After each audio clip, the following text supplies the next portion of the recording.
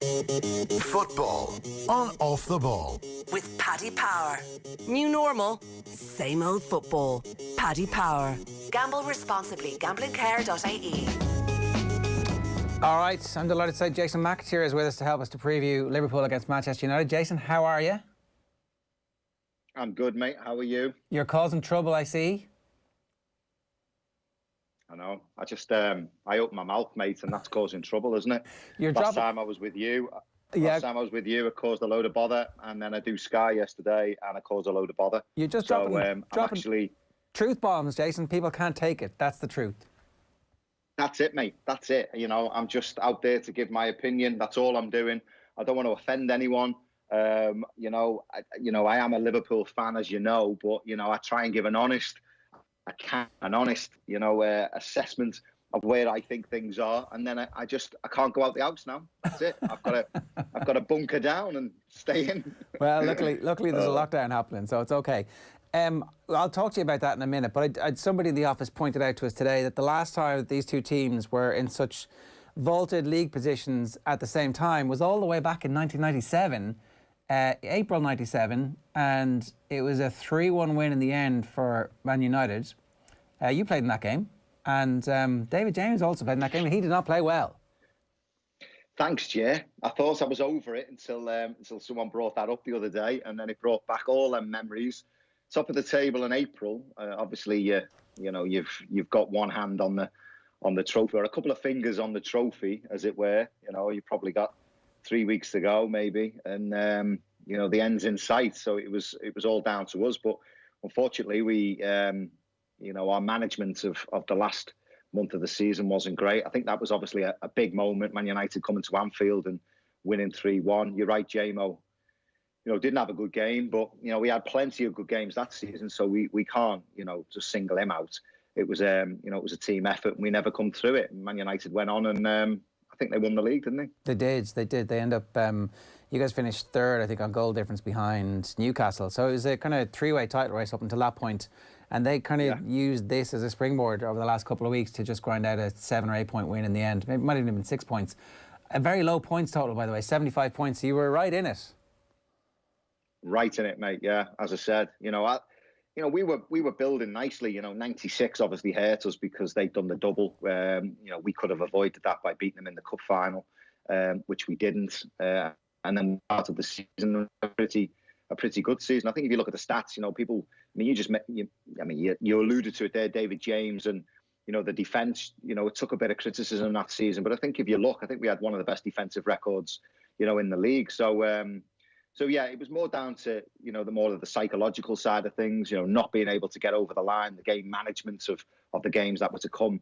Just cost us in the end. And 98. We brought in a couple of other players, new players. We couldn't really, keep hold of them. They sort of went. Then they stepped up another gear. They had the formula or the ingredients to go on and win the league and win cups and stuff, and they did. It was a fantastic team they had. And that's history, isn't it? That's the way it went. But it's funny how these games, maybe in retrospect, we invest too much power in them. But like, if you win that game and go on to win the league, then all of a sudden, it probably isn't lost in this one moment. But certainly, you can pinpoint these as turning points. And I wonder if these guys do actually take on greater significance historically, and maybe that's the right way to think about them, though, because it is the best teams up against each other going at it hammer and tongs. It is. Listen, this game is for me is arguably the biggest game in the world. The history of the both clubs, what they've done over the last 50 years is phenomenal. The players they've had, the managers that they've had, the fan base that they've got, the stadiums that they play in. It's well worthy of that title. And yeah, they are big games. The last couple of seasons, it hasn't been quite as emotional because, where Man United have been. But then you could say Liverpool sort of, probably 10 years ago, we're in the same position. We were sort of finishing 5th and 6th, looking for top 4, where they were going on and trying to win things, titles and stuff, where we were playing catch up again. It seems to be Man United now. So, yeah, this game very much has got a big significance because it is first and second. I was getting criticised yesterday because I said, Manchester United was in a false position. Obviously, when you sit on top of the table with the most points, it's not false. What I meant by that was, listen, everything's false at the minute. Football's false. The way we're living is false. Everything, we're looking to the future just to get back to normality. This is not real. It is real, but it's not, what we're used to. And, going forward, it's not what it's going to be like. Football is no different. The footballers are, they're getting tested 2-3 times a week. The preparation is completely different. They're in their own bubble. They're preparing. They're eating different. The matches now are back without fans. They haven't had fans for 9 months. There was no pre-season. There's lots of injuries. Muscle injuries are up by 48% on what they were last season. It just isn't like, football really as we know it. And that's what I meant in the sense of it's like a false economy at the minute. So, and that's not being disrespectful to Man United. They're sitting top of the table because they've got the most points. Do I think they're better than Liverpool and Manchester City? I even threw Spurs into the mix. No, I don't. I don't think they are. Will they win the league? I honestly don't think they'll win the league. I think they'll falter. I think they'll pick up injuries. I don't think that it's sustainable what they're doing. And I just think there's better teams than Manchester United. So we were going to win the league. So that's what I meant by that. Yeah, and I think it's completely legitimate. Until Manchester United prove to us that this is the place where they deserve to be, we're right to be sceptical about it because they haven't done it for such a long period of time. Exactly. And, they were talking about getting Ollie out. Who was it? Was it Brighton? They were 2-0 down and they come back and won 3-2. Was it Brighton or someone? They come back, they get a 2-2, they come back 2-0 down. I honestly thought Ollie was 2 or 3 games away from being sacked. Pochettino was available, Allegri was available. I was hearing whispers that Poch had been spoken to, and I was just expecting it, just to go. Football as well as I do. It follows a script, doesn't it? And Ollie was very much on that script of change. Anyway, he's turned it around, and they're doing what they're doing. But you look right through the spine of the team. De Gea has been fit, Maguire's been fit, Fernandes has been fit, McTominay's been fit. You could say Rashford really hasn't picked up any injuries. They've been very, very lucky when it comes to injuries. I got criticised for that as well. Someone sent me a list of Man United's injury list up against Liverpool's and said they compare. There was 3 players on that list I'd never even heard of who played for Manchester United. They were in the academy, but they've been given a number this season. It was just like Jones doesn't play. It would be Lindelof, who is obviously fit, is obviously injured and he's not going to play. But Bailly's played the last 5 games and they've done really, really well. So, in comparison to Liverpool's injury list, it's been completely different. It is a false position for me because of the climate that we're in. The other thing is as well is that they've been such a streaky team under Solskjaer so far, where there have been these periods where. The start of the season, for example, it looked like they couldn't kick snow off a rope, and then they went on a run, and then they had another blip, and that's the point around when they went out of Europe, and that's when the noise around him was at its highest. Now they're in another run, which they had at the end of last season, where they were winning games. Yeah. Some of the games they've been absolutely sensational, and other games they've been kind of scratching the results through, which is a good sign, I think, for a coming team. But they need to follow this now and keep in good form all the way through to the end of the season, at which point you'd say, fair enough, best team in the league because they had the most points over the course of the season.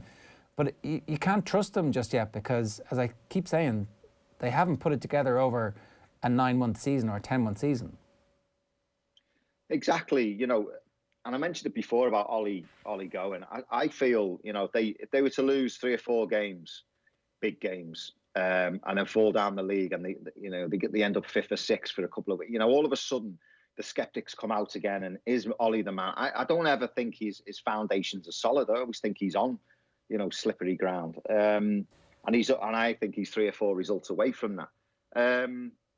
But yeah, consistency is obviously the key for a lot of teams, and again, this season is throwing up. You just said there they can be sketchy. Liverpool have been sketchy. Manchester City have been sketchy for 10, 12 games, and now they've hit form. Liverpool away from home have been pretty sketchy, but you can always see Liverpool putting a run together, and they will be there or thereabouts at the end of the season. There's no doubt about that. Manchester City are the same. But I just don't see it with Manchester United. I think they lose Fernandes. I think they lose Maguire.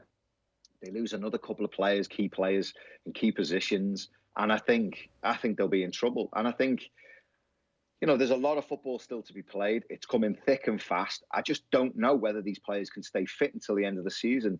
Never mind physically, but mentally as well.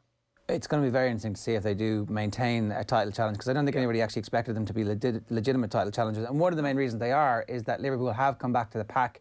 The results that they've had against very inferior teams, West Brom, Fulham, you just did not expect that, and you hadn't seen it for 3 seasons, really. That's how long ago you would have been, are Liverpool going to do it today? I'm not quite sure. Whereas actually for the last 2 years, it's been nailed on week in, week out. They were a better team, but that manifested itself in goals and clean sheets. So what can they do? Is it just down to Virgil not being fit and a couple of other players, obviously any of his replacements being fit at centre-back at the moment? Is that the cause of Liverpool's malaise, or is there something else going on? Listen, Jay, but obviously missing Virgil van Dijk, any team would miss, arguably the best centre half in the world at the minute. Of course they would, but you've got to, the flip side to that is you've got to accommodate it. You accommodate that with another centre half. Liverpool have lost Matip, they've lost Gomez. The other week they played Henderson and Fabinho at centre halves. When you take them to influential players, centre midfielders, out of their own positions and drop them deeper into centre halves, you lose something then from the engine room. It's all right saying, Thiago's in there, but he's a different player than Henderson. He's a different player than Fabinho. Yeah, he's a quality player, but, he's got to be complemented by a Fabinho sitting alongside him or a Henderson who's very industrious in front of him. When Yaldum's been in there, but we've been chopping and changing in the engine room. We've been chopping and changing at centre halves. And we have, I'm not sitting here with my Liverpool hat on, but, we have had to deal with a lot of injuries. Salah's had COVID. He missed a few games. We've lost Henderson at times. We've lost Trent. We've lost Alisson. We've lost Van Dijk long-term. Gomez long-term. Matip's in and out. Big players at big moments we've missed. But I just think, VAR hasn't helped us. You look at Brighton away. That could have been more favourable to us. It wasn't. We ended up drawing the game. You look at the Southampton results. Southampton played out their skin. They scored early. They dropped deep. They made it difficult. 42 or 43 crosses we put in the box that night. Yeah, it was ridiculous. It's not as if we're not creating chances. It's just that we're just not as clinical as what we should be. Whether that's mental fatigue, a bit of physical fatigue. We go and batter Crystal Palace, and you just didn't see the next 3 away results. What you just mentioned. It's just the way it is at the minute. Yeah, and so you would expect them to come through that, barring any other great injuries. If one of the front 3 was to suffer a long-term injury, you'd be a bit worried, all right. Talk to me a little bit about what you make of Klopp and the penalty conversation. Today in the press conference, he said he's not capable of playing mind games. He's not Alex Ferguson. Him talking about the penalties and the refereeing has nothing to do with that. Nothing to see here. I mean, that's what I would say if I was involved in mind games. I would tell everybody I'm not involved in mind games. Jürgen knows what he's doing. He's been around the block, hasn't he? He knows. You just plant a few seeds here, and Sir Alex was the master at it. Jose is very, very good at it. Even Pep, can do it in his own way. Jürgen, he hasn't had to do it because they've been so dominant over the last couple of seasons. Things, you could argue things have gone for us at certain times, and he's held his hands up. But yeah, I understand his frustration, on some of the things that he says. Like, they play in Europe, they have to play Saturday morning, 12:30, after playing away. I get all that, for TV and on all this. I understand his frustration there. And he was right, I think, to have a go. Over the penalties, I just think that's down to mind games. I think he's planting seeds in the official's mind. I think he's pointing out that, it can be very, very favourable. Clattenburg hasn't, wrapped himself up in glory and has obviously opened the can of worms with what he said. And yeah, it is one of them things. I used to think that back when I was playing for them. I give away a penalty at Old Trafford. Me and Scholesy were in the box. Brad Friedel's come and punched. The ball's gone straight up in the air. Me and Scholesy are pushing each other. We're fighting for position. And all of a sudden it comes down. Scholesy nudges me. My arm comes up. It hits me on the elbow. The Stretford ends scream for a penalty. Referees, that goes. And next thing he gives a penalty. It was the most ridiculous penalty I've ever seen in my life, but he got it. Things happen at Old Trafford. I know there's no fans there at the minute, but it just seems to be that place to give penalties, doesn't it? All right, okay, so there's this, I mean, maybe that's what Clattenburg was talking about. The Clattenburg stuff is really interesting, because, why does anybody care what he's saying? Klopp got a little bit worked up about this stuff, and he can't help himself. It's very endearing in some ways, but it's also, I'd say, the Jose thing must have really annoyed him. The better team lost tonight when Mourinho said that. I don't know why Mourinho's doing that, but it definitely had a bit of an impact. He kind of laughed about it, but you could see he was fuming. Is there just that little bit where the opposition managers are thinking, let's have a go at Jurgen. What's there to lose? Yeah. But the thing is, mate, we've got nothing else to do but read papers and read into things and make things, how our mind wants to make them, haven't we? We're just like, everybody's the same. Jurgen, when he finishes training, he's got nothing else to do. He's like the rest of us. He can't go for a pint. He can't go and see his mates. He can't, he literally goes home and festers on what Jose said or Pep said or, what's in the news. And Pep's the same. He festers on this and, Jose... we're all at it. We're all at it, just in our own little worlds, aren't we? But the football world's no different. It's always been like that. But sometimes it's easier to shrug off. Rafa, I'm sure if he was around the minute manager, I'm sure he'd be thrown in the mix as well because he loves a bit of bait, doesn't he? But yeah, I think it's just a bit of sign of the times. It's a bit of frustration of everything creeping in and. I just think it's where we're at in life in general. Everyone's just a little bit tetchy, a little bit frustrated. Yes. And, it's just one of them things. It's a pantomime, isn't it? Yes, we are. Can I ask you one last thing on that, though, then, before we go? Yeah. Did the mind games ever work on you guys as players? Did you ever, were you watching what Ferguson was saying? Were you aware of it? Yeah, I mean, where mind games were played with players, where, say, for instance, like a player or a manager or a member of staff from another team was to say something detrimental about one of our players or about our team, that would be printed and that would be put up on the dressing room wall. And it'd be like, that's what they think of you and that's what they're saying about you lot. So go out and show them. That's how mind games would be played with us, and we would be told before big games like this, basically just keep your mouth shut. Don't give them anything that they could use. I mean, the white suits is the classic, isn't it? Alex Ferguson goes into the dressing room and just says, if you can't beat this lot dressed like that, then you need your backsides kicking. That was basically his team talk. It didn't really work because the game never really panned out like that. But they won, didn't they? I mean, a suit doesn't win a game, does it? But no. It doesn't lose a game either. But that was his team talk. Liverpool Man United has given us plenty of good storylines down through the years. What's going to be the storyline after this?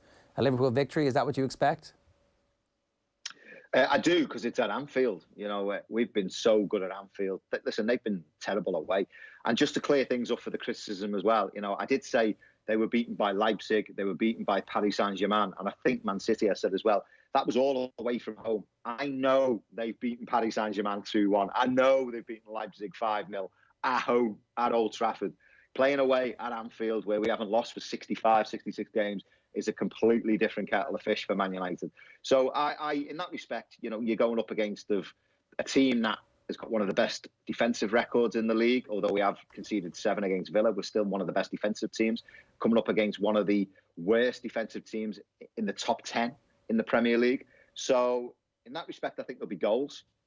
In the other respect, I think Anfield is very much a fortress. And I just think Liverpool get themselves up for the big games. Tottenham, when they came top of the table, we played really well. We were at it. We were, Leicester, we were right at it when they were, near the top of the table. So I don't think it's going to be any different. Man City was the same, although it was a draw. We started off brilliant for half an hour. We just, Pep, just changed it a little bit. But I just see Liverpool winning on Sunday, fingers crossed. And then I can go back on Twitter on Monday and just say I told you so to all them bitter Man United fans, but never mind. Jason, good stuff. Keep dropping the truth bombs. Thanks a million. Cheers, Jay. Love you to bits. Take care. Football on Off the Ball. With Paddy Power. Minimal contact in stadiums shouldn't stop the usual suspects